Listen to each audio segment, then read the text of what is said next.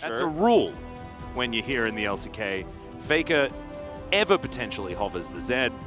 You have to look at the plays and look at the moves, all right? I have to look at the plays, look at the moves, and the lack of AP damage. Yeah, look at the plays, look at the moves. Carrier, what was that? You locked in the Azir. As that is going to be Diana locked in. So we are flexing things around. It looks like potentially, I'm going to wait. I'm not even going to try because, of course, this is a lot of flexing. Triple flex into the jungle with all of the solo lanes and the jungler.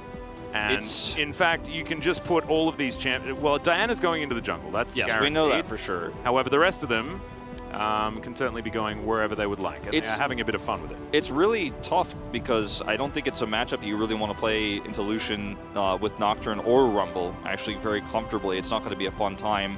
Nocturne, you know, into the Azir. As soon as he hits 6, that's when he's really going to have to make those plays happen. You can sometimes use Lava in conjunction with this Diana. As I don't know, Hoya.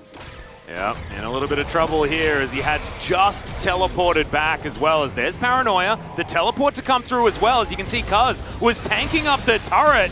In goes Lava now, the flash comes in. The culling isn't going to be enough here as it looks like it. Lava actually getting so much back and he survives. Oh my goodness, that was ridiculous as the Drake is also taken at the same time. The defensive play is beautiful here. The prio around this Herald. Henna's moving on in though. It is likely to be a 5v5. And what did we mention before? I feel like this does favor Fred at Brion and their position right now. Level 6 is very good as Teddy's going to jump on over. This is aggressive. He gets the flash out of Hoya already, but he has the equalizer available. And there it goes. Carrier is going to spit Teddy right on top of the equalizer, but no engage to actually follow up. That's a double snare coming through from Teddy. And now the culling comes in. Lava. In goes Umpty now, though. There's the Moonfall, but he's going to be sacrificed. I don't think the counter-engage was quite enough, but the Chains of Corruption do so much work, and Canna will fall down. Faker's Sand Soldiers getting a lot of work done, but he is going to die. And Henna just pops up a triple kill for the Varus, and that's a 4-for-1. It's a 4-for-1, and it feels like T1 just we're not done yet, apparently. Yes, in the meantime, Umpty is going to be taking a Lantern Ride to try and get out. Dawning Shadow does a fair bit of damage as in goes Faker. The box comes through as Umpty is going to get flashed on by Teddy. Lava now in trouble, and we were singing the praises of Fred at Brion, and then they throw all of the advantage away. Carrier actually locks down that kill, but good on T1. That's not the case for Kana. He didn't know exactly. No, of course. So just going to be playing it as safely as possible. I like it. Kuz going to move on in, and Hoya, I think, might just be dead.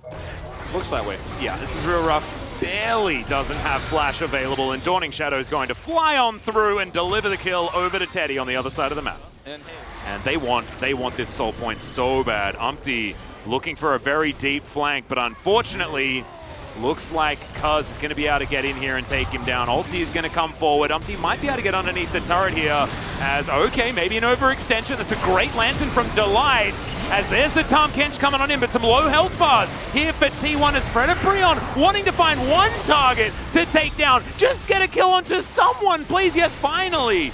The Ignite, I believe, ticks down and takes out Cuz as it is going to be a 1-for-1 in the end.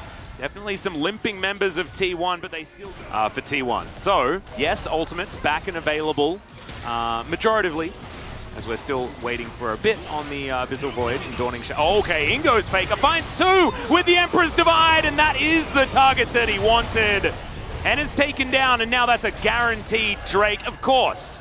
The Emperor of Shurima comes on through here for T1 as Faker. He was the one going to get worse. Yeah, and everybody's played that solo queue game where you're actually the most fed on the team and your team's about to win and you're like, actually, I wish this game would go a little bit longer so I could win even more. It feels like that. Yeah. It's like New Game Plus. Yeah. There's not really much of a point as here's the Paranoia. Let's see whether the steal can come through. No, that's not what they're focusing on whatsoever as Emperor's Divide doesn't really get a lot of work done. Fred at Brion going golden all over the place. Umpty, though, finds himself in the wrong one. That Moonfall did absolutely nothing as there was no follow-up. Hoya dies like he is made out of plasticine. Yeah, really not what you want. Again, he's an unfortunate equalizer bot to say they're better than other teams. Like, oh, my team is crushing so hard. Like, T1 doesn't care about how hard they win the game. They just want to win the game. That's exactly. And it also needs to be the consistency, right? As Cuz is going to turn that turret off. Goodbye, Umpty. Oh, but that felt personal from Faker. Sweeps him up.